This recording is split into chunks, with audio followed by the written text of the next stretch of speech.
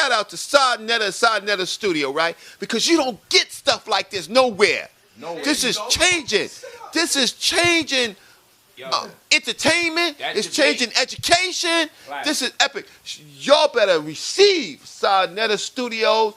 When you ready for the latest breakdowns, latest news, latest presentations, there's only one place to go, and that is Sadnetta Studios. Black man, wake up. Black woman, wake up. Sadnetta Studio, the greatest media on the planet. We right back at you. Thank you for having me, House of Consciousness. I love you. Peace. Check out the channel, Sadnetta Studios. The brother's going to be bringing a lot of lectures through. You get your live lectures. You're going to get some on-point documentaries and things of that nature. So make sure that you subscribe, spread the word, let your peoples know Sadnetta Studio is the new channel. All right? Peace. Tune in. Oh shit. Peace and Black Power family. Welcome to another Sadnetta TV House of Conscience production. Black News 102, Sadnetta Studio. All I got to say is, oh shit. This shit right here, the Kemetic community is about to be up in arms. My brother, Hashar, is coming hard and strong with the knowledge and information. All I got to do is say, Hashar, how come you didn't teach like this at the debate? Because had you would have been teaching like this instead of screaming at the top of your lungs, going crazy, I think you would have gave Brother Polite and the Armor Squad a run for their money. All I got to say is, oh shit, fam. When you see this right here, the Kemetic family, the Kemetic people, the Kemetic brothers and sisters is gonna be up and up. It's on from here on in. Brother Hashar is striking a powerful blow, attacking the Kemetic teachers, attacking the Kemetic doctrine, attacking the Kemetic science. This is what I'm talking about. Check it out, family. Stuff that was there before, brothers told me to go through it a little slowly because, you know, they said I was in guerrilla mode, so that's cool. And so that y'all can absorb the fact that these things that was presented wasn't answered. And the fact that, you know, nobody, when we speak about Kemet or whatever, even in our own society, if there's something wrong in it, it's something that needs to be addressed accordingly. So we're going to go through that slowly because that's what I was told to come up here and do. So we're going to pull up those things and go through it slowly so that you can see the peer review. Not only the peer review, you can see that we had the colleges. We had everybody behind us showing this information. And that's something that they have to address. That's number one. Number two, what's up, King? And number two, not only going through that in itself, it's just a few other things, but we got to hold back because they told me and Danyaahla, you know, to don't put out everything out there because whatever the people miss, whatever y'all missed, we having a what they call an unfinished business lecture just to put it out there, and it ain't gonna be, you know, whatever. Everybody gonna know the place, the time, where it's gonna be at. It's actually coming up, I think, the end of this month or early next month. I don't know if it's going to be in the Alhambra Ballroom or it's going to be in National Black Theater or Nicholas. Y'all going to find out real soon it's going to be out there. You know what I'm saying? So y'all get the full information. So they told me and him to hold back with the information, just put a little bit out there. And they also told me to go up there and go slow, you know, because I was just on wild out mode. So we're going to go through it to absorb it. So hopefully that the brother Jonathan, the Armor Squad, you know what I'm saying, brother what's up, brother? You know what I'm saying? You know I got you. And then Polite Shaka. So y'all can see this and go through this and you see the information that we bring in is not a biased piece of information, but it's a justified information upon what's really there on the walls, what's really there on the papyruses, what's really there as far as what Egypt is about at a certain time frame. So we're going to go there. Go ahead, King. Nah, we're going to leave that alone. We're going to start from here. We're going to start from here. We're going to start from here. All right, so they told me to go real slow with this. And so the first thing that you saw, it was just basically asking the question, were the Greeks the first to wrestle naked? And the answer is no, because when you go to the tomb of Ptah-hotep, the 5th dynasty, you see here that the Egyptians were wrestling naked. Okay, now a lot of people say, well, what's wrong with that? If you go to the kingdoms before you, in other cultures, such as the Sumeria, Mesopotamia, so on and so forth, you see that their gods and their people, they were all clothed, either in wrestling, no matter what they did, the fishing, expedition, so on and so forth. But this here you see right here in the tomb of Vizor, right?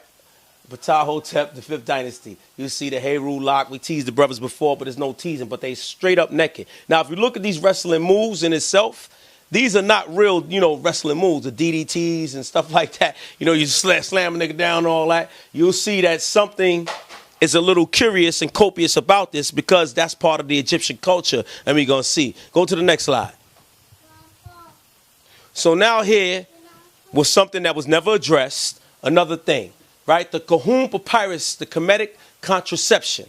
The Kahun papyrus, column 3-6, suggests a pessary of crocodiles. Now, we talk about a crocodile, right? Crocodile's dung. Doodle was cut up, right, on annual paste, which is honey, sprinkled with sour milk, right? Ramesses Papyrus, 1784 to 1662 BC, also advises crocodile dung as a suppository, meaning you put it up there and hold it back. Now, of course, y'all don't read the bottom because y'all say I wild out. This is some stupid whatever.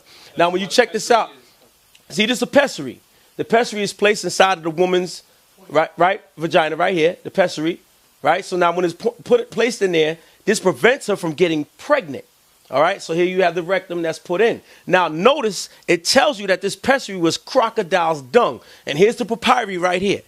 No man, no woman, nobody could refute that. So this is something that we asking our brothers and sisters to look at. You women out there, let's talk to you. Would you put, let's say, dog doodles right now to prevent you from getting pregnant?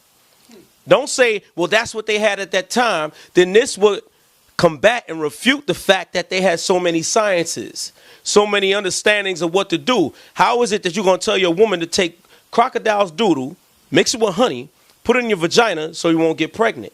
You should have had a different type of science if you was on a high level of sciences. So this is something that we actually look at that was not answered that day. All right? Next slide. Now here we have the Ebers Papyrus by James Henry Breasted. This is one of Shaka's favorite, and the other brothers on the other side, right? It says, translation from the German to English. Cyril P. Briam, M.B. B.C.H.B.A.O. Right? Now watch this. Organic. Now we only mentioned about the semen, but we're going to show you something. Organic remedies, human excrement, we talking about doodle, mixed with yeast of beer and honey is recommended as dressing for wounds. So you're talking about putting doodle on your wounds and so forth and so on. Now this is from Henry Breasted. He's saying this is the translation of the Ebers Papyrus of Henry Breasted. And here's the papyrus right there. That's the papyrus. So now notice we had brothers to read the papyrus to show you what it is. Forget Henry Breasted. We had actual black people to read the papyrus to tell you that's what it was. So that was cut out because we didn't have a chance to come back up. Now we're going to move on. Male semen is used as a flavoring agent. Now, when you think about flavoring things, you got sugar, you got salt, you got pepper, you got, say it again, you got lemon, you got paprika, you got all sorts of things to flavor something, but you have to ask yourself, why was male semen used as a flavoring agent? Now, I was going to tell you, in a mixture which relieves abdominal obstruction by emesis. So people get mad at that, but we have to understand that this is in the papyrus. This is a medical papyri, by the way. Right, acquired taste to know what semen tastes like in order to say, let's use it as a flavoring agent. You know what I'm saying? It's like we use sugar. Yo, put more sugar in it. Put more salt in it. Because we have acquired the taste to see the difference, what you need to make it taste good. So now watch this. We didn't even mention this, but we left it alone. Asses, what's an ass? It's a donkey. Ass's semen. So we talking about a donkey semen. Watch this now. A donkey semen along with rush from the green willow tree, fresh bread, herbs of the fields, figs, grapes, and wine cures great debility. Now, when you have a debility, that means whatever sickness that you might have. So they said, hell with male semen, let's use a donkey semen. So we have to understand this is part of a medical papyrus where they took not only male semen as a flavoring agent, they went and took a donkey semen, okay, and mixed that up to heal themselves from any debility. Now watch this. A remedy to dress the wound, and that's what we addressed earlier. Human excrement. So they took human doodle, crushed in yeast of sweet beer, right? Safet oil and honey, and apply as a poultice. That means they would put it over like a Band-Aid. So they would take human doodle, mix it up with beer, right? And safet oil and honey, and put it over any wound as a Band-Aid. Another male and female, now watch this, this is another one. Another one was male and female semen. They use both. And that's what Polite was talking about, the Bartholin gland with his woman and so forth. So that's the secretion that comes from a woman. They left this on the table, but they wanted to debate, right? Right. This is the papyrus. This is the papyrus. That's why we're showing you right there. Now, the funny part about it, if anybody want to question us and say, well, the Germans, they translated. Well, Henry B. breasted that. Well, that's what Shaka loves. But we had on deck, we had brothers, okay, a brother from Cameroon, okay. We also had another brother, right, from the Black Lotus civilization that can break this down and tell you that that's what it is. And that's what we had on deck, to show you that anything else that they come with otherwise was faulty. You understand? So now when you understand this, we have to examine this. And so we asking the people to really look at this from your heart. You know what I'm saying? Not from a biased opinion, but from opinion, say, would you do this? Is this something right? So they never answered it. So this is something to look at in Kemet when you examine it. Next slide. Now we ain't even got to go through this. This is a funerary papyrus of Henutatwe, right? Now, of course, we don't care what Jonathan say. This is unexplainable. When you look at this, you see the fellatio, the self, and Jonathan did explain it when he was here on your couch one day. Well, this is self, and then later on they changed it around. Well, you don't know when you read the glyphs and so forth and so on.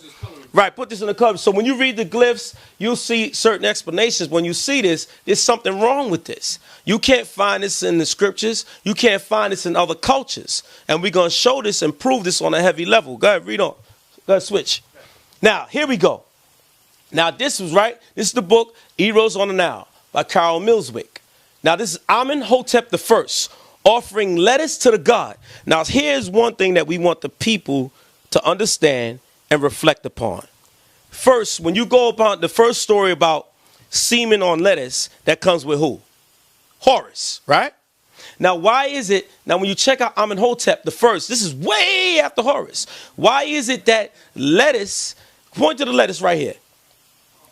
Point up to the lettuce. Why is it that lettuce is an offering to the god? You understand? Why? Because, and a lot of people tell you that, oh, that was just a story. That was a mythos. That was comedy about Horus and Seth. Let's say it is, but it's something that the Egyptians kept to their hearts and they followed after, because here's the god Men. This is God, that's men with a hard penis. Now we understand men with a hard penis. Why is it that Amenhotep I, who came long after, and even Horus, why is it that he has an offering of lettuce to this god? Because they had certain particular practices that people were not familiar with. You understand? So now read on. Go past. Let's see. Here it is, the Iphilic god Amun-Re with the pharaoh Karnak. Now notice, we had what? Amenhotep I, right? With the same thing. Now you see what Amun-Re. Now here it is, hard penis, the same thing. Now when you see the Ankh, this is what Nasi was explaining about the Ankh being a sacrifice, right? So now there was evidently a sacrifice that was brought before this god, okay, for his penis and his rod to be hard, because this was a practice that most people don't realize when you go back to Horus and Seth. You could call it that was satire. You could say that that was a joke, but this was passed on, and this was tradition. Tradition in Egypt. Go to the next slide. Now here it is. I know Jonathan, he tried to express this when he said in coffin text spell 635 V1258 FG, Re has no power over me, for I am he who takes away his breath. A tomb has no power over me, for I copulate between his buttocks. Right. Now this is what he explained with the Kundalini energy. Is this correct? He did not explain it. What did he say, King? No, I'm saying he tried to explain it, but what he said doesn't match this. It doesn't match it at all, because remember, if you're dealing with Kundalini energy, what most people fail to realize is this. Kundalini energy is something that has to be cultivated through self. You have to cultivate that through yourself alone. Now, if another man cultivates that for you, he has to go through the process of going through your rectum. And this is why you see the symbol. Point to the symbol over there in the glyph and spell 635. This is why you see that. Now they explain it, well, this is a Kundalini. Now, if you do explain that from that perspective, then you have to realize that this is dealing with what we know today through word process as a homosexual act. Because it could only be cultivated if a man goes up another man's rectum and he massages his prostate. And as he goes through his prostate, what happens is in the upward position, he touches this man, hits it, and then it activates a certain feeling that this man gets, and it's a rush. So it rushes this cerebral spinal fluid all the way up to his brain, which deals and starts mixing with the spermatosa. And as it comes down, the spermatosa being sperm. And as it comes down, this man gets a euphoric feeling that he's on a different level. So this is what Jonathan tried to explain to y'all. Either he went on the fly and not give him that respect, maybe he did. Or either he knows about this. So if you use that either way, there's something wrong with that understanding. So we're trying to show our Kemetic brothers and sisters, when you come to this, you have to get to understand that it was something wrong or something going on that you wouldn't agree with or do today. You understand? No, go ahead, next one. Next one. So when you see coffin text 700, right? So now watch this. It says, go on. It says, for a man to be among the living, right, is between the cows of Geb. I will escape thence, and Geb will be purified. May he give me his crowns. May place for me his ear of corn, which is upon his mouth. His penis between the buttocks of his son and heir. We have to ask ourselves, there's something wrong with this text. You cannot make it anything mystical. You cannot make it anything philosophical, metaphysical. You have to read it for what it is. Now, if you want to take it to a mystical level, a philosophical, that's fine and dandy. But in the same token, we have to explain this. Why is it saying his penis between the buttocks of his son and heir? If a man has no son, it is against the back of the daughter of the phoenix that he acts. Now, when you see the back of the daughter of Phoenix, we can go deep in this, and we got the slides, but we're going to wait later to go deep to see what that is. So it's showing you that what? Breathing flesh, conception of the body, in ancient Egyptian coffin text by Rune Nayard, the Karsten Nebula Institute of Near Eastern Studies. So to show you, we have all the texts, all the peer reviews that you could go through to see where this is at. We're not making this up and how we feel. So as Hebrew Israelites, we know that we have no fear that any of this is in our scriptures on this level. So as a Kemetic brother or sister, you have to look at this and see that this is in your text and on your walls, and you have to analyze it from a certain perspective, even of how you live today. All right, go to the next slide. Okay, coffin text 640. Watch this. If there be made a slaughtering against me in a rebel festival against me in a striking of horns, then will a swelling occur in the eye of Tejet. Then I will swallow for myself the penis of Re and the head of Osiris. We're not making this up, man. So why is it that whatever's going on in this festival, if something happens in this festival, what you're going to do, right? The swelling of the occur, right? So, right. Yes, King. What's up? Did they answer this? No, they didn't answer this. They didn't answer this. They wanted debate. They want that's They didn't answer this. that's They a wanted debate, right? that's a mystery.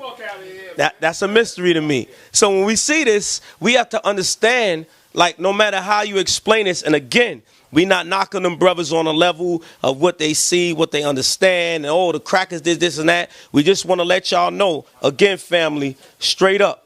We got brothers, a brother from Cameroon. And again, you got the Black Lotus Civilization. We got brothers that'll break down these texts and read the Metal Netta like we read English. That's what we had on deck. So they got y'all covered if y'all coming from that angle, and y'all going to have to deal with them.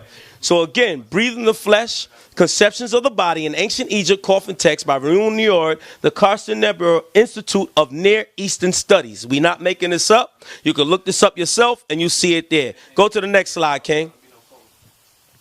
Here we go. A lot of brothers was like, well, one brother I seen in particular, well, they always use this. This meant power and so on and this and that. We know it meant power. To give you a case in point before we even read on, Red Bull, right, is a drink that they'll tell you have bull semen in it.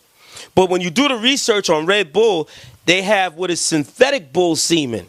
And this is why it's supposed to give you strength on a certain level. So now why was bull's semen and even a bull's rod, it represents degenerative power. It represents strength. So this is why they use this in ancient Egypt. So it says figure 7-2, dried bull's penis together representing the bull's generative system. Ankh Jed was figure 7-3, the bull's penis dried after wrapping. Now go here, right here. This is the bull's penis dried. Okay? And this is the shape of it. Now you see that the pharaohs used this because again, it dealt with what? The generative system. In other words, the bull's strength. All right? That's all it meant. But why is it that you would take a bull's penis to say, this is what I'm representing? They had an obsession, what people fail to realize with penises. They had an obsession with power and the regenerative process. There's nothing wrong with that. But if you explain it in these levels, you have to see what this system was about. You understand? And these people. So it goes on, it says what? The quick and the dead, biomedical theory in ancient Egypt by Andrew Hunt Gordon. Now they're going to show you here. Here's the bull, the makeup of the bull, right? And here's the middle of the bull, and they show you how it was made. And here's the actual Jed, what they call the Jed Was, right? The Jed Was. Right, the Jazam scepter. Now go, let's see if they used it in Egypt. Here we go right here. The left, Sekhmet, Ma'at Amun, right? Moon god, left. Okay, say holding the Was scepter. Here it is right here. We're not making this up. So again, they showing the degenerative power and the power of the bull. So when you see the right relief of Khonsu, right, it says what? In Hathor, in that temple, they're showing you the same thing. So again, they use it for the regenerative power, the power of the bull, the strength of the bull. But again, it's the bull's penis. So he's showing you the obsession that they had in Egypt. You understand? They didn't answer that. And there's nothing that we bring up, oh, whatever. It's just something that was there. And this is what it's made of. All right? Next slide. And left, the Edfu temple is right there. And again, remember the Ankh was dealing with sacrifices. So when you read this and study this, you get a better understanding of what's written there. So when they're showing you that regenerative and generative power of the bull, and the Ankh is showing you the strength that they wanted to have through sacrifice and also through cannibalism, what the brother Nasi had brought out. All right? So we're not making this up. It's not our biased opinion. It's what's there on the walls was presented. Next slide. So now watch this. The smiting of the enemies, scenes in the mortuary temple of Ramses III at Medinet Habu, Oriental Studies, Journal of Oriental and Ancient History, Volume 1, Oriental Institute. We're going to go to the red to get to the point. The extensive devaluation of enemy forces receives the assistance of an additional and significant reason in the iconographic treatment.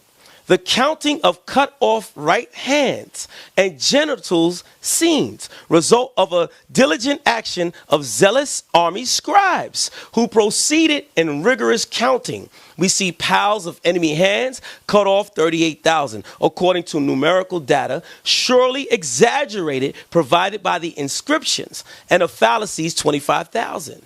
Okay, this information can be compared with the ones reporting the same event in the second open air court, where the values mentioned are respectively 3,000 hands and 3,000 phalluses. So what we're showing you is this, that what the priests did when they went to war, the Egyptians were known for emasculating the men of other armies. Now, what many people fail to realize, the reason why they went through this emasculation process, because they was following through, going back to the stories of Horus and Set. It was an emasculation process that they could put before the gods who would rule. So now, if you emasculated your enemies, now you show supreme rulership over them. So the emasculation process was to cut off their hands. But why? Because the hand was dealt with power. Okay, how you would fight in war, and how you would deal with things as far as legislation, so on and so forth. And then the penis also dealt with power, because you would regenerate and come back through life. So they would cut off both. And so this was the Horus and Set scene all over, and many people fail to realize this. So to emasculate their enemies, and we're going to show you a peer-reviewed report that this is what they did to those people that they fought. Okay? Next slide. An ancient Egyptian carving showing scribes counting the hands of soldiers killed in battle by the forces of Pharaoh Ramses, temple of Medinet Habu on the west bank of the Nile at Luxor, Egypt. So here you see the hands that are collected. You see the hands. But okay, now before you even go there, the brother Jonathan, I know he's a sincere brother and a good brother, and all respect and salute out to him. But one thing, he went after Wesley Muhammad when Wesley Muhammad was showing the Nubians. And it's on his site. Y'all can go see it. He said that either the brother didn't know or the brother was showing biased information, a piece, and then he showed the whole piece. But I remember when he was going after Tazaryak and spoke about King David, he only showed this. Right. But he didn't show the other side. So either he didn't know or he was being biased in the scholarship. Let's see. Next slide. Here it is. And you want to talk about King David. Here it is. You'll see the collection of penises. These are actual penises. That's in his hand. Go to his hand. Go to the side. That's his hand right here. And this is the pile right here. This is undeniable. So when y'all think the Hebrew Israelites is coming after Kemet and all that, homosexual faggots, nah, it's on y'all walls, kings. Sure, right. It's on your walls, queens. You know what I'm saying? And we got love for y'all, and we trying to show y'all to get a better understanding of what y'all rest your belief or understanding in. Here it is. How do you know that's penises, though? Oh, all you got to do is look it up. That's the same temple. And you can ask Murda squad, they'll tell you. Here it is right here, it's showing you. You understand? That's the collection of it. We not lying, we not making this up. None of that. We don't want to make none of this up. Did they answer this in the debate? Not at all. Let them know that. Not at all. But they won. And right, because Polite took that trip to Egypt. That was nice, bro. But here it is. When you went to Egypt, you didn't go to this temple. You understand? And you didn't show this to the people that there was a collection of penises. And so we have to understand this vibration. Now I'm gonna show you something. Just look at the king and the priest right here. Look at them. Show them. No, right here, the collector. Now when you look at, even if you go to Samaria and Mesopotamia, you'll see that all of them are designed a certain way. They're deserved like strong, they're designed strong or whatever. Why is it that there's a feminine outlook on the collector of penises? This is a fact. We're not making this up or knocking nobody. It's something that you got to look at and really reflect upon. So just to lock that in your head, y'all can go back to that temple and look it up. We're not making it up. It's something you got to deal with. Next slide, King. Here we go. Would you show this to your little daughter? Here it is, okay, where you have the penises on the wall. And this is the same temple. This is the same wall relic, and it shows you later with these penises. Now you'll notice these dots here, right? And each of these dots mean different things as far as it comes. Now we hear some say the poison penis and all this other nonsense or whatever. Right. If it's poison, that means they had diseases. And that's why we went through showing you that they wore condoms and developed condoms in ancient Egypt because there was an immoral practice. Okay, and a lot of people don't realize this. We're not knocking nobody. Same thing here in America. It's immoral practices. You see what I'm saying? So it was on the walls, and they understood. We give them this science. They understood that there was immoral practices, and also there was strength. So they're showing you. So when you go through these dots, you'll see the differences. And again, we tell the Murda squad and anybody else, again, you got the Black Lotus Civilization and other brothers that want to deal with you on your Metanetta reading because they read the Metanetta like English. So holla at them because they're going to holla at you for sure. Next slide. Here we go. This is why we set this up here. Not for anything else, but to get an understanding if you see the fact that they had that with the poison penis on the wall, et cetera, if that's what you believe. The history of condoms. Chip Evans, PhD, critical thinking. If Egyptian society was strict on sexual morale, why did they have condoms to prevent sexually transmitted diseases? You see, this is common sense. That meant something was going on in Egypt that made these men sick. So when you hear the Jonathans or whomever say that when you see this on the wall, it meant poison penis, that tells you that the penis had a problem. You know what I'm saying? It had diseases, so this is why they developed this. It's simple. Now reading in red. It says history of condoms, 1000 BC condom use can be traced back several thousand years. It is known that around 1000 BC, the ancient Egyptians used a linen sheath for protection against disease. So when we presented this, a lot of people didn't understand and see this, and this was not answered. So you have to answer this from a Kemetic and scientific level, saying that Kemet was so great and grand on a level above the Hebrew Israelites or anybody else. Well, why is it that y'all was able to catch diseases? And y'all had to use something to prevent disease. Our Creator told us not to deal with certain things. So disease won't come to you, period. Go to the next one, King. Egyptian linen sheath, condom 1000 BC. There you go. That's something that they got to deal with that they didn't deal with in the debate. Next one. Okay? Let's keep going. We're going to skip. We're going to skip this. All right? We're going to skip this. All right? Because this is what Nasi was bringing out to give a better understanding. We're going to skip this. Okay? And Nasi is also going to make a video to bring all the points that he brought out so that brothers could deal with the things that he presented. You know what I'm saying? Like, go back to that real quick. See, like the animals, sleeping with animals. There's something called the dream papyrus. No, go back. Keep going. No, go down to the next one. There's something called the dream papyrus that a lot of people don't realize. And it dealt with dreams and bestiality. It dealt with necrophilia in Egypt. You know what I'm saying? Sleep with animals. And a lot of people do not realize this. And they have to understand how strong this was. That one right there. Go to that one right there. There you go. There you go. All right. And so we have to ask ourselves, what is this about? Okay, Mayor, PhD. You know what I'm saying? General, human animal. And when it speaks, you can't really see it. He says beings and animals are able, right? It says to mate successfully. So let's talk about humans and animals. Now, this is something that was in Egypt. Okay? So when you look at the so-called white man today, and now it goes down when you can see it's called bestiality in these practices. The white man today deals with cloning and trying to mix humans with other animals, but Egypt already practiced this. They practice this with human beings and animals. You know, these are things that they got to deal with. You know what I'm saying? It speaks of Egyptian women. Go to this part right here. It speaks of Egyptian women performing sex acts with sacred baboons. Now that goes back to what Jonathan talking about, the baboon, okay? And all these things. Let me deal with that baboon situation, because they deal with the baboon, talking about we evolved from that, even unking this madness. Now, why would they go back to this? Because this was a worshiping of that God, so they would try to mix with this God to make their children gods, or what is known in the Greek terminology, demigods, right? So watch this. In fact, there are recorded, go back to here so they can see that in the red. There are recorded, okay, between humans and practically every kind of animal. Okay? Okay, so we got to understand every kind of animal. This includes not only goats and baboons. Let me get this pointer. Let me get this pointer. All right, watch this. It says, not only goats. Now watch this. We're not making this up. Not only goats and baboons, but also sheep, dogs, cats, horses, birds, reptiles, lions, chimpanzees, and apes of all kinds. This is what they was doing in Egypt, man. So we ain't make this up. If y'all want to check it out, go read his report. This is peer review, Mayor, PhD. So y'all was sleeping. This is what y'all was doing. So when you go back to our laws are codified when the Most High tell you not to sleep with beasts. Most High tell you not to sleep with mankind, etc., etc. So when you understand this, this is what was done in Egypt. And this is what they dug up. Yes, King? You got the button right here, over here. That's when you want to go forward. Just push that one. Got you, King. Got you, King.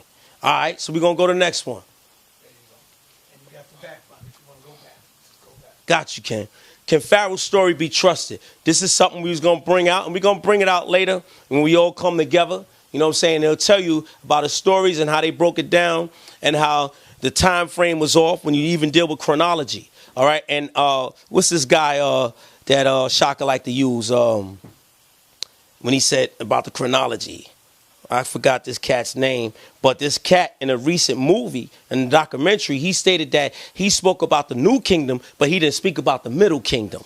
Okay, when you go to the Middle Kingdom, it's a different story, and we got that, and Divine got that work for y'all on that. Finkelstein. Israel Finkelstein. Y'all gonna get Divine got that work, so I'm not gonna take it away from him on that. Right. So it says the Egyptian, right? Evidence editors, Ernest Fright, right? Leonard H. Lesko. So these are things that we're gonna bring out later.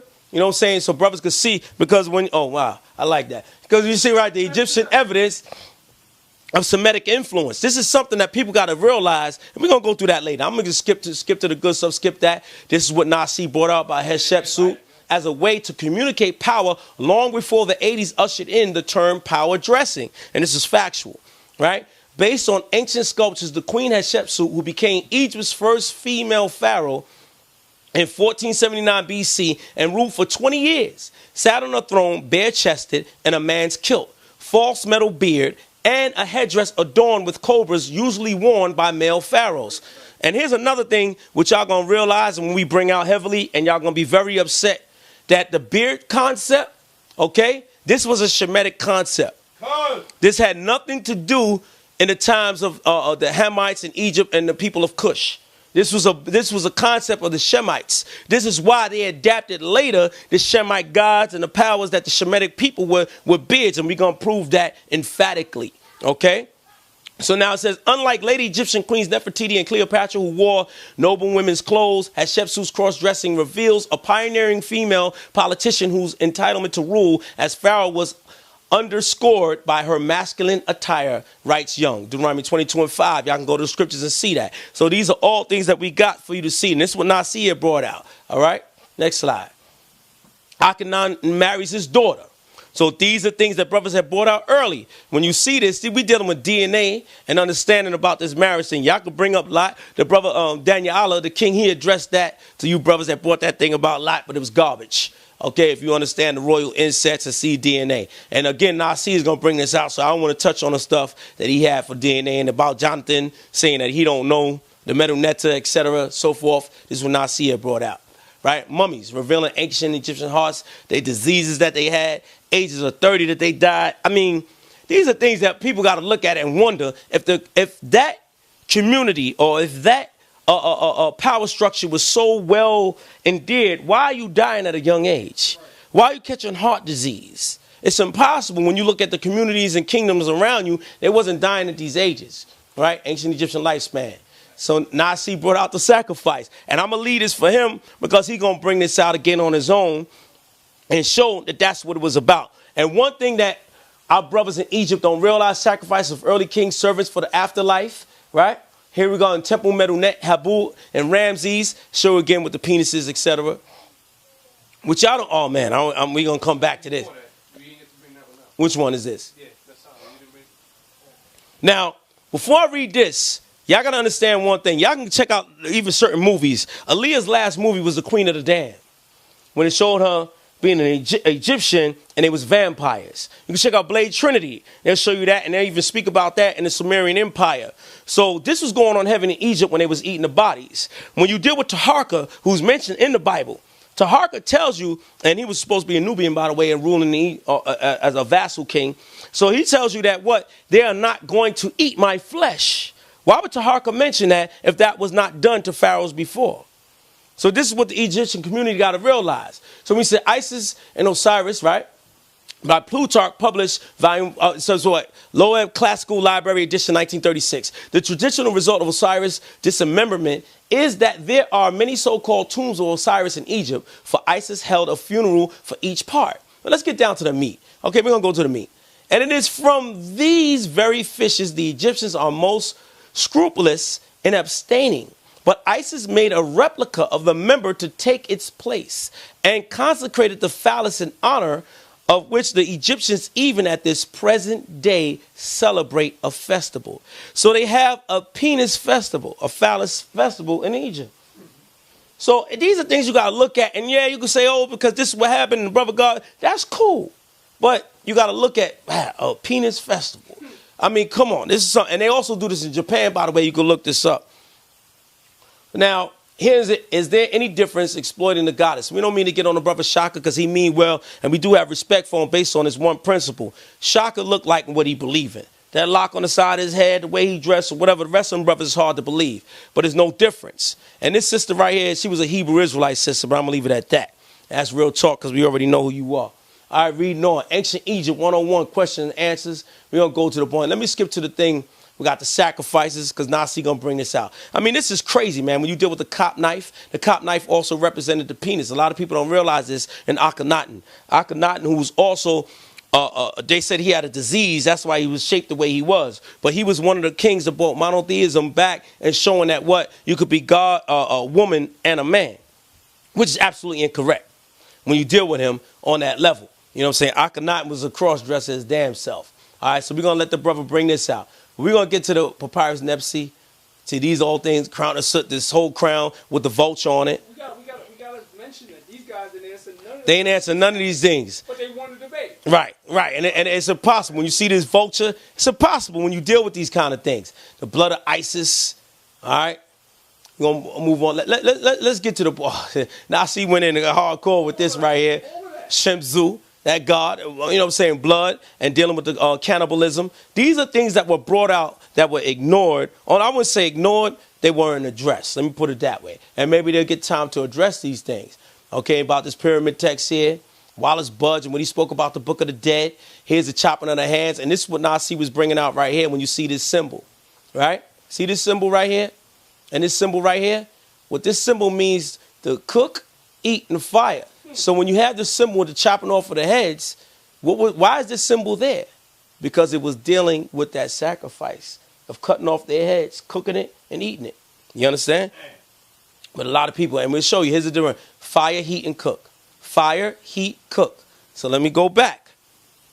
Fire, heat, and cook. So this is what Nasi Yashuvel was bringing out. Now, why is this? Here we go right here. Here we go right here. Why is this on the walls of what to do? Let's go back so you won't think we're making this up. Here we go right there. Same symbol. You see that, Sarnetta? Mm-hmm. I see it. Sarnetta's like, nah, I ain't saying nothing. You see that? So these are things to really look at and examine on a different level. And this is what he's bringing about Akhenaten, supposed to be so, harmless. Here it is, killing the duck. He's going to bring that out, and he's going to really break it down how he does it. Pharaoh Merenptah, here we go. Again, now it wasn't only Ramses now. You have what? In 1300 BC, the Egyptian Pharaoh Merenptah had inscribed on the walls of the Temple of Karnak the story of the amputations of over 13,000 phalli, which is penises, of his enemies. So, right.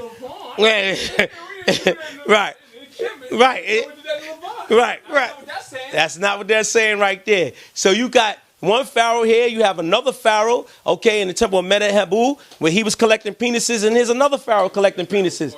We not making this up, man. This is not our thing. And you can look at this Bits and Chains, Brody, 1956. Okay, so here you go. Surgery, Illustrated Guidebook, and so forth. We're not making this up. Nasi going to bring that out further. And about the Ankh, that's something he going to go into deep himself when he brings that out. All right? We trying to get to the point. See, this is crazy, man. When you look at this, when you see those things, let's get to that. The other thing? Yeah, there we go. We're going to go to that. Nasi is going to bring those things out on a heavy level, you know what I'm saying, and what he was presenting. You know what I'm saying? So that things that we just presented on that level, so we got more. And what the people fail to realize is something for you to look at, something for you to study, something for you to say, well, you know what? Was it right? So again, why you find that? You found it? We're gonna get to the point of yeah. So now, what people got to realize is this one thing. If you say we lost, I would say we lost on sensationalism. Polite did his thing with that Egypt trip, but we got stuff on there we can show you. But in the same token, y'all have to realize in retrospect and say, wait a minute, did they answer this? Wait a minute, do I agree with this? This is something that you got to look at for yourselves to see if you agree with it as part of you. And that's for the Kemetic community and the Hebrew Israelite community, whoever say it otherwise. Now go, let's get to this. Right. Because we had everything. Give me the cannibalism, man. Give me the cannibalism. So the people can see the cannibalism video. Hit that video real quick. Because we're going to show y'all, because y'all heard it, and the brothers, and they're going to pull it up. Y'all heard for a long time, Israel, they ate their babies. The Israelite ate their babies. Israelite ate their babies. It was so fly, Polite pulled it out again. Now, we was ready. We just didn't get a chance to go back up. So we just going to give you this little piece, and we're going to put up. Because, everything is on the walls, right?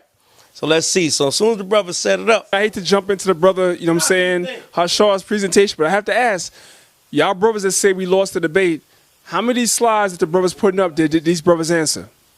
How many of these slides that the brother Hashar is presenting did these guys answer? I said it before, man. These brothers presented about 30 slides, and at most you guys answered about 4, and you run around saying you wanted the debate. You probably don't even remember these slides. So right there, that shows that you guys didn't win no debate, man. You did not win the debate. That's a goddamn lie, man. Stop fooling yourself. I understand. Listen, I understand. Look, right here. I understand that you brothers needed a moral boost. Kemet needed a moral boost. You guys needed to have a victory. for somebody to say that you won a debate because you guys been getting your ass kicked every goddamn debate. So you guys needed a moral victory. So you answered 3 or 4 slides, so you guys say you won, but you lost. That's the facts. Go ahead, bro. Right, that's what's up. That's what's up. All praise the Most High. Watch this. So now, y'all have always said we ate our babies and blah blah blip blah blah blip. I mean, but we had it locked and loaded for the cannons, but we didn't get a chance to bring it up. So now you'll see, here it is, live in 3D, who did the thing with their babies. Go ahead, King, hit it. So sit back, relax, get your popcorn out, and you're gonna see. You're gonna see who else was chowing down on their damn babies. All right, because y'all cats is all. You got it, King? All right. All right, so we gonna see, because once this come up, they gonna see. It's your time, bro. Your time to shine. All right, so you found it yet? All right, so we're gonna keep moving.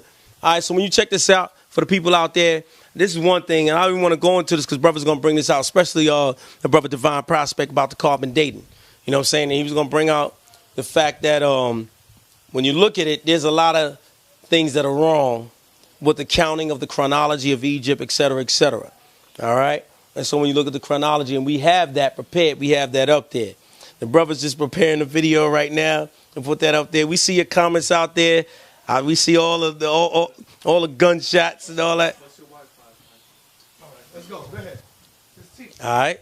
So hit me with this situation right here about What you can do?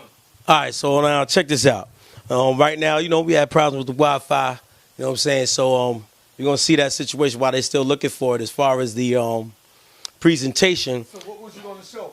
Well, about the Egyptians eating their babies. Wow. And that's on the walls. And you got people on the walls. Not only is it on the walls, you got somebody that's there that's reading it off the wall. But I'm gonna tell you something though. What's up, King? Nasi brought that out last year. Yeah, he brought it out about that papyrus. Yep. Yeah. And see, a lot of people fail to realize, and the only reason why we touched on it again, because Polite brought it out, you know what I'm saying, about the eating the babies, so we had the video for it to show it.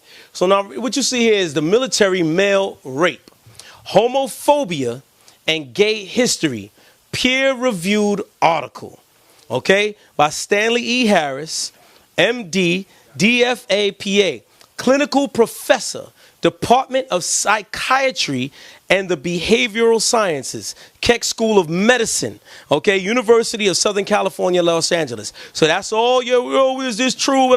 There you go, your peer review right there, and your college is showing you about military rape and homophobia. Let's see what they say. A folk tale dating from about 2000 BC about two rival gods, Horus and Seth, illustrates the role of dominance in ancient Egypt military homosexuality. The gods called upon Horus and Seth to make peace. So Seth invited Horus to his home for celebration. Horus accepted, not suspecting Seth's unfriendly intentions. The story describes the sequel to the visit, the contendings of Horus and Seth. And then it tells you where to go. And when it was eventide, the bed was spread for them, and they twain laying down, twain meaning two.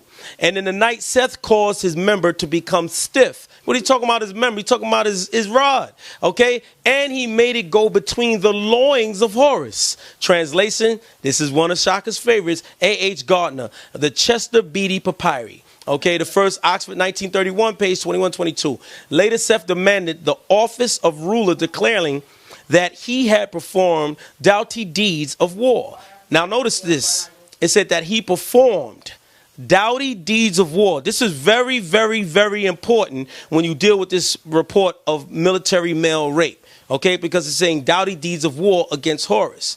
There's evidence that among both Egyptians and other peoples, sodomy was regarded as an indignity suitable for infliction upon a defeated enemy, partly, no doubt, because it would add to the humiliation of the conquered by treating them as if they were women. Bailey, 1955, page 30. So what this is telling you, that back then, during those times, this was a part of humiliating and emasculating another man in war. They would rape the man. Okay, the ancient Egyptians added injury to insult by amputating the phalli of their defeated enemy. And we read that earlier, okay? And we showed you on the walls. It says, for example, Pharaoh Murn-Ptah. So we showed you this earlier, right? Listed the booty taken after the defeat of an invading Libyan army. The list included 6,359 uncircumcised phalli, penises, plus the phalli of the chief's children, the priest, brothers, and others. Bullock, 1976. You can look this up. A 13th century BC stone relief in Thebes shows Egyptians offering spoils of war to their king. Now let's see what they offered to their king. Its inscription translates, prisoners brought before the king, 1,000 phalli, penises collected.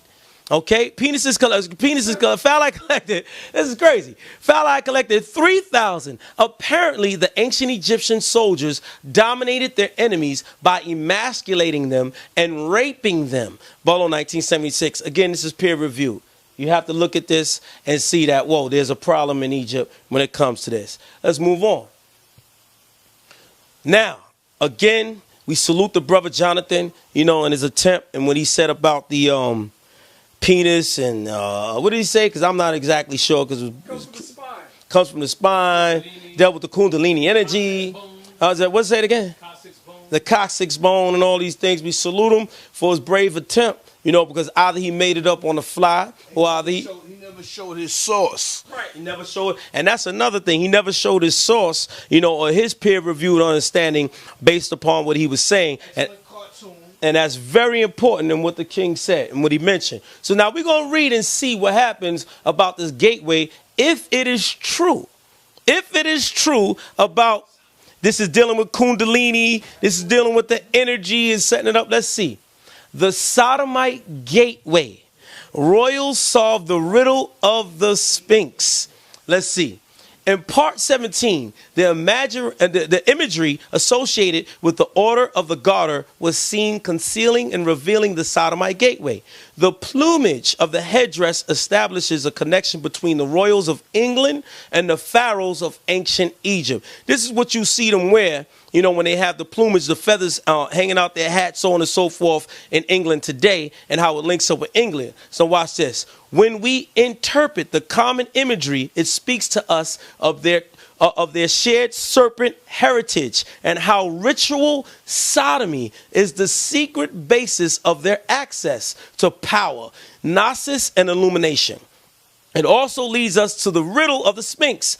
I found this image that speaks to me of biological mechanism of the Sodomite gateway. The open third eye is pictured by the Wijat symbol, also known as the Eye of Horus. The crown bird that resembles a vulture is the sodomizer. Perched behind the crowned serpent is the familiar serpent seen extending out from the forehead of Pharaoh's gods and goddesses. The bird and serpent Kundalini opening of the third eye is what plumage of the order of the garter hat is all about. So we'll see imagery and see what they were speaking of. So when you understand this, when he was speaking about the Kundalini energy and all this rising up, it had something to do with that sodomy. That's why when you go back to that text that the brother was speaking about and he tried to use, again, this text, he said that it has something to do with the Kundalini, but Kundalini is only drawn by an individual, not another individual activating it. So now how could he copulate between him and do this Kundalini energy? So now let's see. Let's see this imagery about what we was talking about with the plumage. All right, let's see if it go. Let's see. Yeah, here we go. Now this is what it was talking about here. Right now this is known as the sodomizer. And this is known as the sodomizer and the whole illumination, what they deal with. And this is the vulture behind the Eye of Horus, so forth and so on. And here you see the caduceus. Now this represented the Kundalini energy rising. And a lot of people fail to realize this with this understanding. Now, why is the third eye of Horus? Remember, because this is dealing with the brain and the activation. Dealing with what? Dealing with that chakra that gets activated and open. Now, how is it open? It's open by the base chakra. The base chakra, this vulture, representing that Kundalini energy. That vulture activated it, boom, they hit there, and it rolls up. And this is where you see this caduceus. This is factual. We're not making this up. So this is where they come from with this when you deal with the Illuminati, when you deal with all their initiations of all your favorite actors, actresses, your rappers, your musicians. This is what they're dealing with right here. Okay? And this is something, so if Jonathan made this up, or if he came by the fly, salute. Or if he already knows about it and not telling you what it's about. Here's the symbol, and it's on their walls. All right? So we can't make this up. Go ahead. Let's see the next one. Go to the next slide. So this way we're going to see. So again, family, this is nothing we made up. Now watch this. Sodomic mind control quotes Ecstasy Through Tantra by Dr. No, this is not a regular person. By Dr. John Mumford, page 61. The secret tradition of magical tantra teaches that the anus. Now remember, he was speaking about, oh, that's Kundalini rising. Remember, it said to copulate. And there was another man that copulated inside of another man. It says that the anus is an ultra-sensitive, erogenic, and psychic zone directly linked to the mudra, the basal chakra. So that's what we see. Now I'm going to go back to that. Let me go back to that so you can see what the base chakra was. Let's sit back. Is this going back, King? Let's get this back on reverse. Go back to that base chakra so they could see. All right, what that vulture was showing as the sodomizer. All right, so when the brother breaks that down, here it is right here. This is the base chakra. This is the sodomizer. And this sodomizer activated it. What? Boom. Here's the activation. Here's the Kundalini, what they call from. So now we're going to move forward and go back. Again, the secret tradition of magical tantra teaches that the anus is an ultrasensitive, erogenic, and psychic zone directly linked through the mudra, the basal chakra. Hidden through the mudra, boiled and compressed like a spring, lies the primal power of the nervous system, manifest as the snake goddess Kundalini. So if the brother was talking about that, this is what it is right here. The terminus for the pipe of flesh is the anus, composed of an internal anal external sphincter, rings of muscle surrounded a body orifice. The word sphincter, and watch this, means a knot or a band and is derived from the same Greek base as sphinx. So this was the secret of the whole zone, right? So this is where the Greeks terminology from the sphincter to the sphinx, and later you get this word, right? The mythological beast epitomizing occult mysteries. The master of tantric sex magic opens the anal sphincters of his Shakti, thus solving the riddle of the Sphinx. Anal intercourse is a specific Kundalini arousal method. Reference to Gray's Anatomy reveals the existence of an irregular oval-shaped gland between the rectal wall and the tip of the tailbone, or coccyx. Now, remember Jonathan was speaking about this? Remember when he broke it down about the coccyx? So he doesn't realize that he was going back into the same energy that was used in Egypt that they took and called the Kundalini, etc., dealing with Tantra, right? So it says what? The tailbone or the coccyx level, and reach it through this homosexual act. So this is what it was all about. It had nothing to do with the sciences and so forth. They just wanted a shortcut. So the master plan of the Illuminati Rothschilds, Ron Patton, interviews Marion Knox. This is somebody that was involved with this. The act of sodomy is also performed to open up the victim's third eye, which is supposed to enhance psychic ability. Now, these survivors have told me that the key of David is the Rothschild sodomy. The penetration occurs at an upward angle, so it strikes the nerves at the end of the spine and produces white flashes of light in the brain. This is chakra activation. So this is what Jonathan was explaining, either by mistake, default, or he knows this stuff. Ritual sodomy specifically stimulates what is called the Kundalini gland, which acts to stimulate the pineal gland. So, yes, King. What's up, King? You going in, Hashar? Ah, that's what's up, King. That's what's up, King. That's the brother sincere. That's what's up.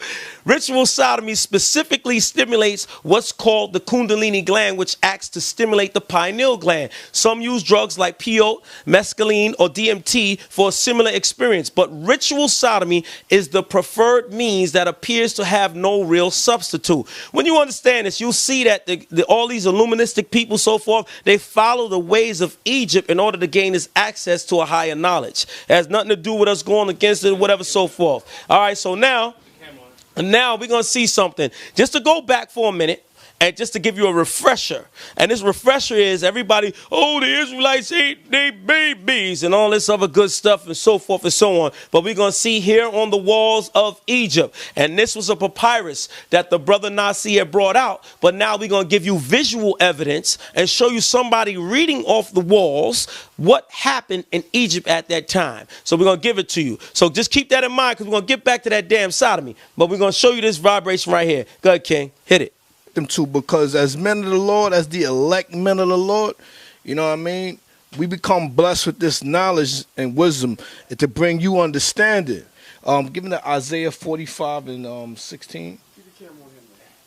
They shall be ashamed. They shall be ashamed, because that's what you feeling right now. You know what I'm saying? You feeling ashamed.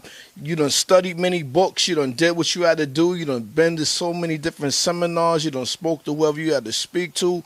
You tried to be all you could be. Read on, King. And also confounded. And also confounded, because that's what you're going through right now. The word confounded, the root word in that is, man, you being destroyed. You know what I mean? Your whole thought process and what you believe in is being destroyed. And that's a part of being confounded. Read on, Lord. All of them. All of them. All of y'all, man. All of y'all, man. You might be a bunch of Danites, man. That's a tribe that's been done away. You know what I'm saying? But you guys got to come into this truth. Read on. They shall go confusion together that are makers of idols.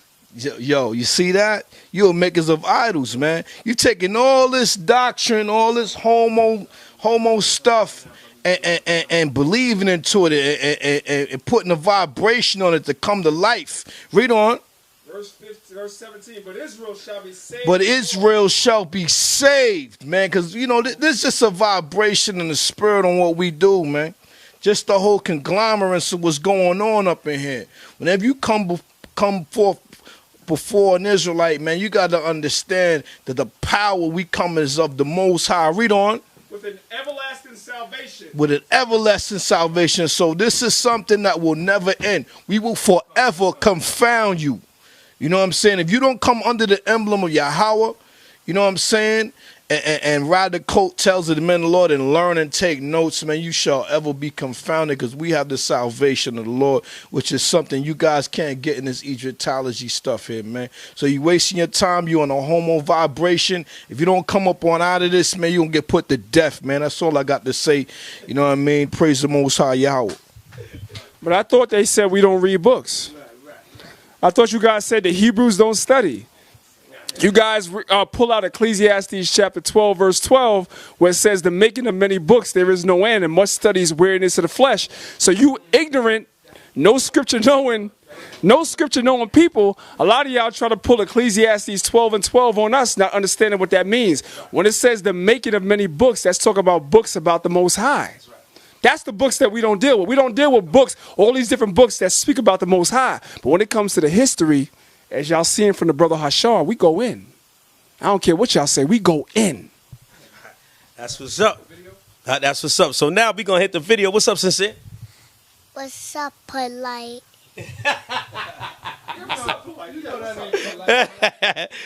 You give him a shout out.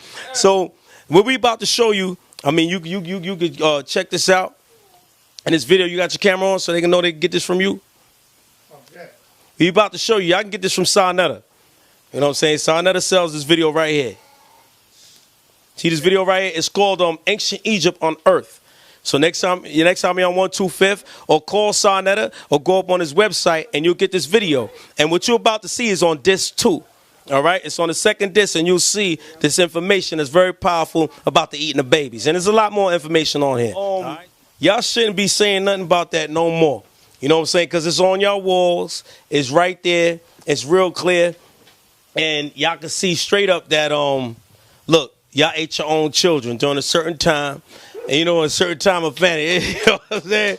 And y'all sold this and sold that. You know, and you know, we ain't knocking nothing and we ain't knocking nobody. But we just trying to get you to stop knocking Israel, stop knocking on our door. You know what I'm saying? Because your door looks just as bad, if not worse. You know what I'm saying? So, you know, we're going to close out real quick because we got other stuff to present. We're going to close out real quick because we got other stuff to present, you know what I'm saying, at that time. And we're going to let the people know what time it is. Here, go to the next one. Let's see real quick. So, We're just saying to our Kemetic brothers and sisters, and we also saying to our Israelite brothers and sisters, y'all can see that it's fair game in the opening when you deal with ancient societies and what's going on. You know what I'm saying? That's it. Matter of fact, we're going to skip the carbon dating. You know why? Because let's get to some understanding about the Bible. It's good for our people, so forth. Let's get to that so we can close out, because we got other stuff later to present. You know what I'm saying? And it's going to be really big. You know what I'm saying? The brother Danyaahla, priest Danyaahla, Zion Lex, Divine Prospect, you know, and Cabal, and hopefully Nasi. We come back down. It's going to be really big because brothers going to present all the information that they ain't present before. So we just going to get to something real good for y'all. And this is see about the Bible, the chemic situation. So y'all can see that the Bible is not what you think. It's not what you believe on some old, fairy tale. The Bible is actually scientific and it's been proved by science. It's been proved by DNA on many levels. So we can forget the word. Let's throw the word Bible away because we know there's a Greek terminology coming to the word biblios. Let's forget what you think. Oh, it's a fragment of different books coming together, but these books deal with a perfect science. And we're going to see this. Let's see. You got that, King? All right, cue that up right now. Now watch this. Most people that meditate, because a lot of you Kemetic brothers and sisters, a lot of you brothers that sit to all that, meditate, you know, whatever. Nothing wrong with that, whatever. Because even the scripture speaks, it says, why does the Most High emphasize meditating on his law? Okay, a heavy thinking. And can the scriptures transform the minds of our people? Deuteronomy 11, 18, 19.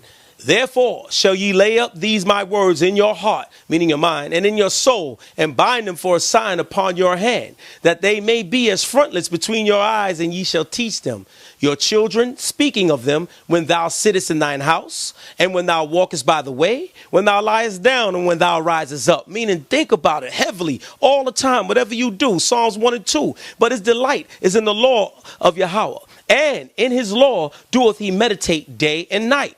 Psalms 19 and 7, the law of Yah is perfect, converting the soul. The testimony of Yah is sure, making wise the simple. Now we're going to see if this dealing with science. Let's see. Let's see. Next one, King. Let's see if this deals with science. All right. You're going to see for sure so y'all get an understanding. Wow, let's see. The DNA field and the law of resonance. Pierre Franck, page 39 to 95. The latest discoveries of brain research are quite astonishing. We have now discovered that the brain is malleable. It changes not only theoretically, but physically. It changes after we pursue new thoughts or have new experiences. In one study, test subjects were given an opportunity to experience unfamiliar activities for a certain amount of time.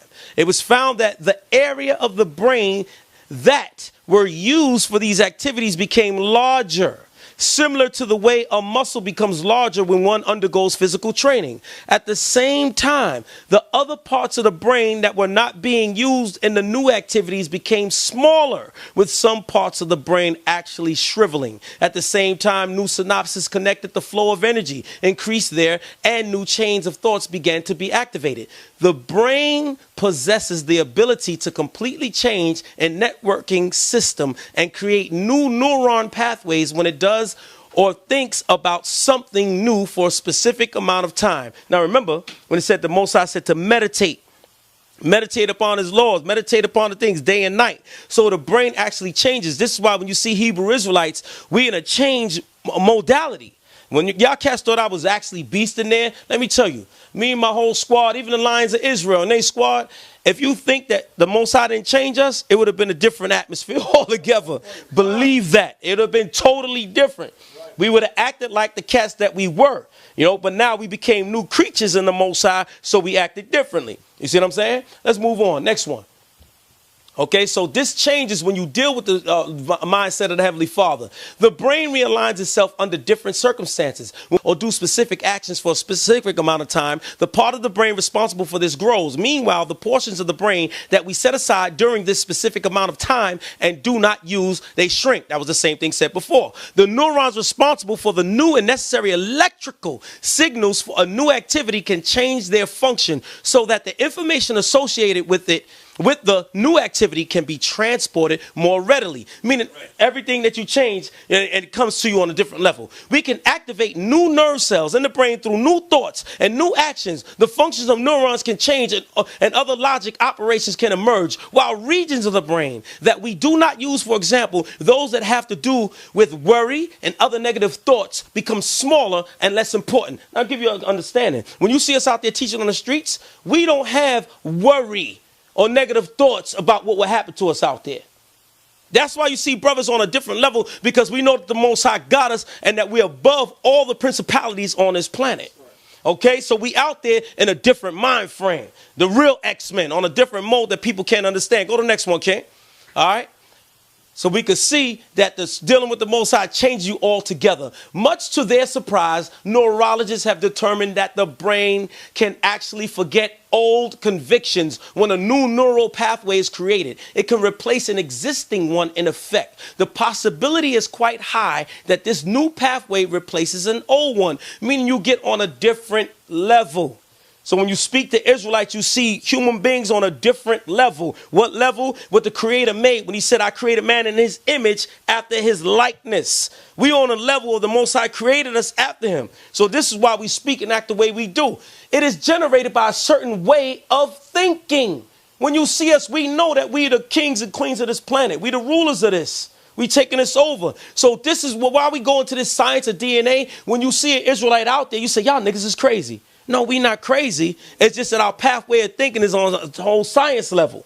And people don't realize this. Go to the next one, okay? Does it make sense now? Let's see about our thinking. What the scriptures say. The Most High in Deuteronomy 11, Psalms 1 and 2, and countless other scriptures emphasizes the Israelites to constantly think and meditate upon his holy law.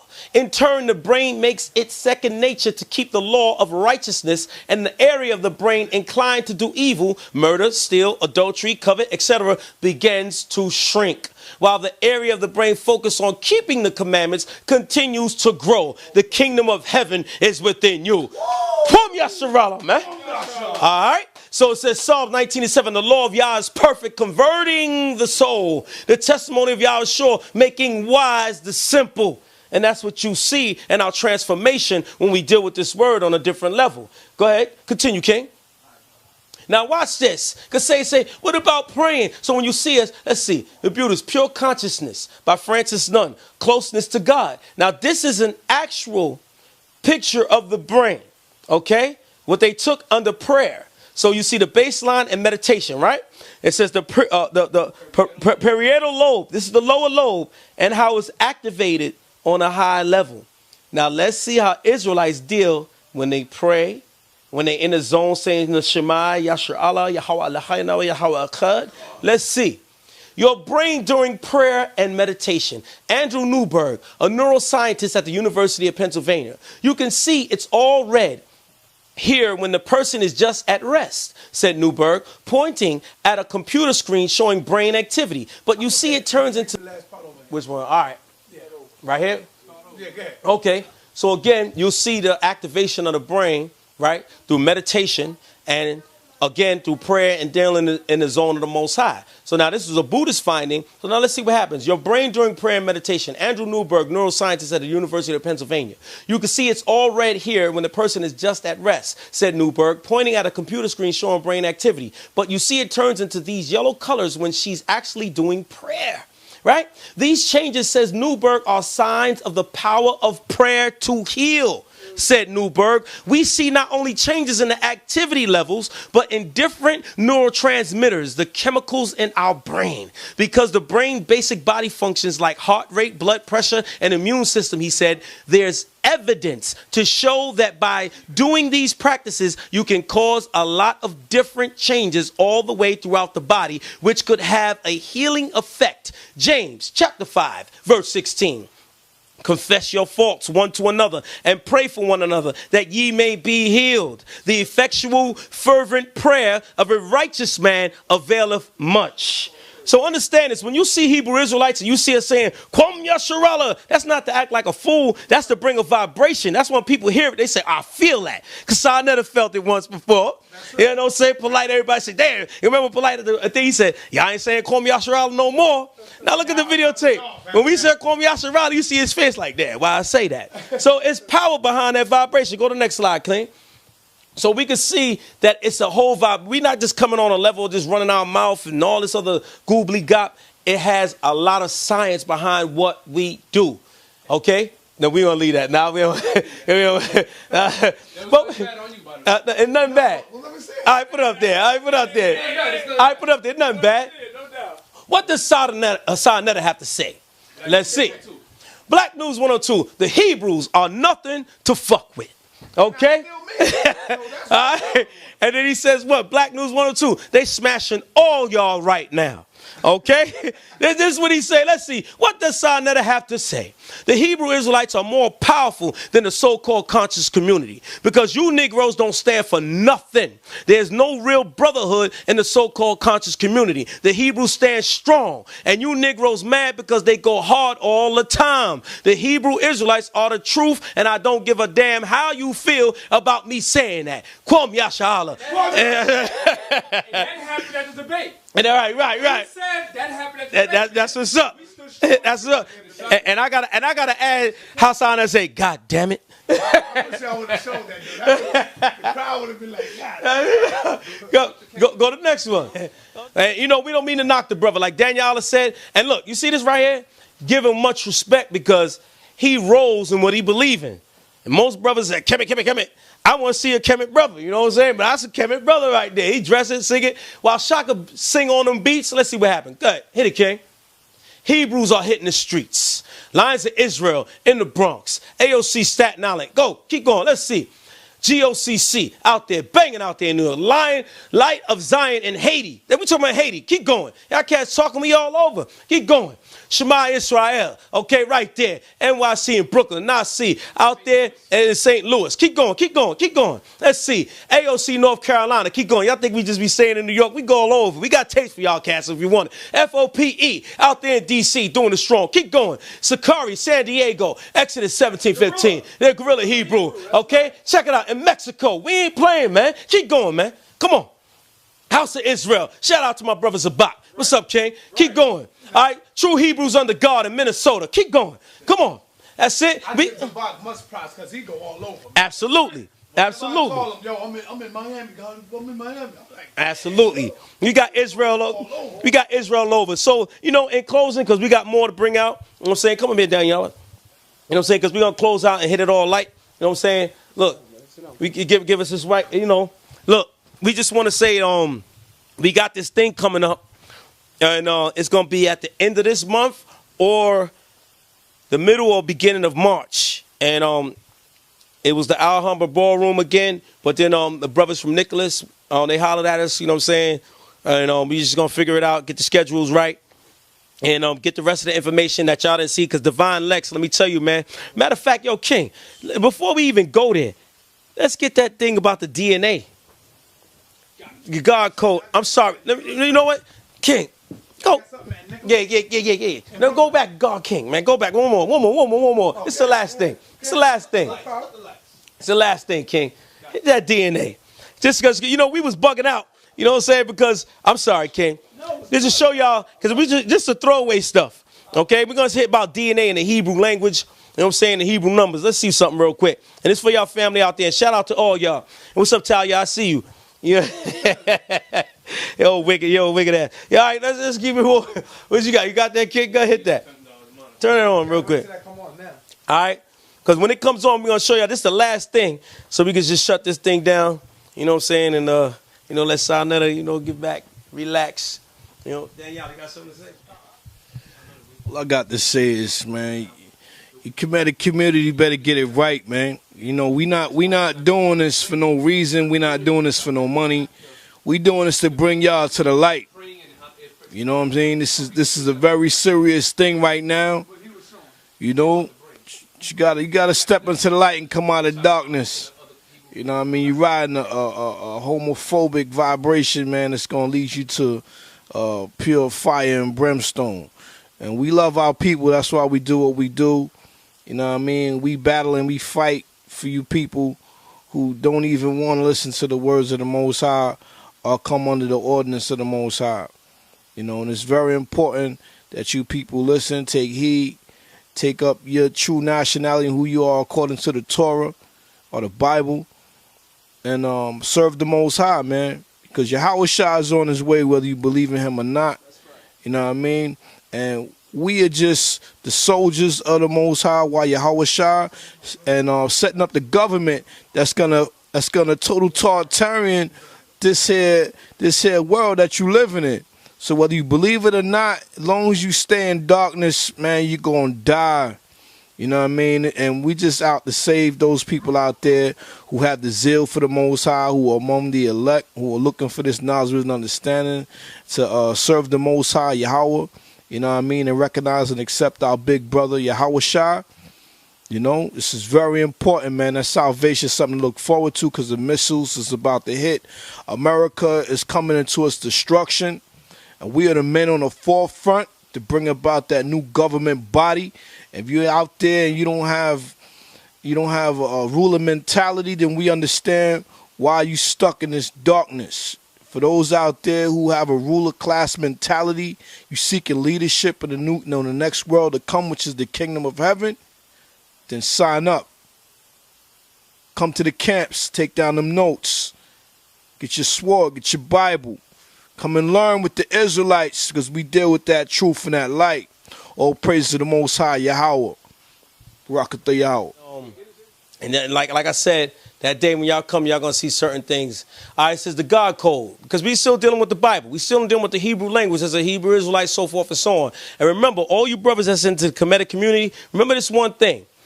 The metal nets and all these things was translated by people that dealt with the Hebrew. You have to understand that, and that's going to be brought forth to you, that the translations was done in Hebrew in order to decipher the metal netta. This is factual. So watch this. The book is based on, and this is about the God code. The book is based on the fact that the basic elements of DNA, hydrogen, nitrogen, and oxygen, and carbon translate directly to key letters of both the Hebrew and Arabic alphabets, and that in both alphabets they spell the name of God. According to Bragg, what this means is that the letters of God's ancient name are encoded as the genetic formation in every cell of every life. The message that is revealed when the chemistry of our cells is translated into the letters of ancient Hebrew is God, eternal within the body. This is why when you go back to the scripture, when he says, what, I created man in my image after my likeness, you'll find this out. The odds that this relationship has occurred by chance are approximately 1 in 200,000. That means there's no chance to make this like it was made up. Like, this is not a coincidence. This is for real. The whole makeup. Each letter of every alphabet can be linked with a specific number value. The primary Hebrew alphabet, which has been used for at least 3,000 years, has 22 letters, each having a unique sound and number. Go to next. In Hebrew, every letter is assigned a number. Within the number code, we were given information about our past and our future. And to hit y'all with something, the brother Polite and his language that he made up for the new covenant, is the foundation of it is Hebrew. And you can also buy his Hebrew book, and he tell you about the power of the Hebrew. This is factual. I'm not making this up nor throwing shots. This is real. Secrets are encoded in these Hebrew letters, and the hidden number code in the Hebrew language offers a link between the worlds of science and spirituality. The 118 elements, which comprise everything in the physical world, are each assigned properties that are represented by numbers. These qualities of numbers link the elements of our DNA to the letters of the Hebrew alphabet. This means that the bridge between letters and elements is one of numbers. Hydrogen, nitrogen, and oxygen, respectively, have number values of 1, 5, and 6. In the Hebrew alphabet, only 3 letters have hidden number codes that match the mass for the element of creation. Okay? So we're going to skip this for time. Let's go to the next. We're going to skip this for time. Now here's the chart. It's going to show you. Page 106 in the Hebrew alphabet, there are exactly 3 letters and only 3 whose hidden number codes precisely match the simple mass for the ancient elements of creation. The hidden value of the Hebrew letters Yah, Ha, and Wa are found to resolve to the number 1, 5, and 6 respectively. An examination of the hidden number code for the Hebrew letters reveals not only does the direct relationships between the letters and the elements exist, the relationship is so precise that it cannot be mistaken. Okay, check this out. Alchemical element, fire, hydrogen, air, nitrogen, water, oxygen. Elements of our body's atomic mass as Hebrew letter code 156156. Same elements as Hebrew letters Yah, Ha, and Wa. Can't be refuted. Can't be refuted. So when we talk about we Hebrews, the sons of God, in the image of God, we are. You understand? Understand that. So it says Figures 5:3 is going to explain the same thing. Go to the next one. Why does the Most High emphasize? That was it. So we just going to keep y'all understanding when we speak about being a Hebrew Israelite. Come on, King. When we speak about being a Hebrew Israelite, when we speak about we this and we that and all that, it's not just chit chatter, not just cats running off at the gums and the mouth and we found something new. Because like the brother brought out earlier, he was a new Wabi. He was a 5% or whatever. And again, shout out to my man, God Cypher Divine. You know what I'm saying? My man Rock him out loud, the 18th letter. What's up, King? You know how we used to do. But anyway, so when you check this out, and also the Woo, what's up? And when you all right, Killer Priest, what's up, Priest? And my man Priest, what's up? All right. So when you understand this whole vibe, our people fail to realize that we came from different walks of life. So when we come into this life, you see that it's untouchable. You know what I'm saying? Not untouchable to brag or be biased, but it's untouchable based upon certain sciences. And when people fail to realize this one thing, Israelites, we have challenged ourselves being Israelites. Challenge our information, challenge each other, so on and so forth. So it's at a whole nother level and a whole nother vibe when we dealing with this and we call our people to come back unto the Most High, law, statutes, commandments, and understand who you are and what you are as a people. So it's no disrespect to anybody, but all due respect to the Most High, Yahweh, and all due respect unto the law, statutes, commandments, all due respect unto us as Israelites. And with that, I'm passing on to the King, but we having a complete thing with the brother Zion Lex. Y'all ain't get to hear him because he going to eat your trust. The brother's a beast. That scorpion's a beast. Believe that. Y'all ain't get to hear Divine. His full, listen, Divine, he really is a mongoose, man. He's going to kill that snake. I mean, that cat, his information is out of this world. Y'all going to hear Gabar's presentation, which he already did a beautiful job, and he's going to continue his presentation. And y'all going to hear the brother Nasi. You know what I'm saying? In his presentation, he got extra added on things. And you're going to hear that Panther, you know what I'm saying, Priest Danyaahla, bringing on his full attack. You know, and we got other surprises. I got other surprises. So we just going to do our thing. And peace to the family. Whoever you are out there, all you Hebrew Israelites. Every single one of you out there. Even the hating Israelites, nothing but love here. You know what I'm saying? Got your back. You know what I'm saying? You know, the Most High always teaches that. You know, when an enemy fought, we got your back. We there. So with that, I'm going to pass it on. We're going to see y'all soon. And shout out even to our rivals, but our rivals in education and entertainment. You know, our rivals in entertainment. Now, brother, I got Danyaahla, I got Hashar in the building. All praise to Yahweh, the supreme being of the universe, by Hashem Mashiach Hashar.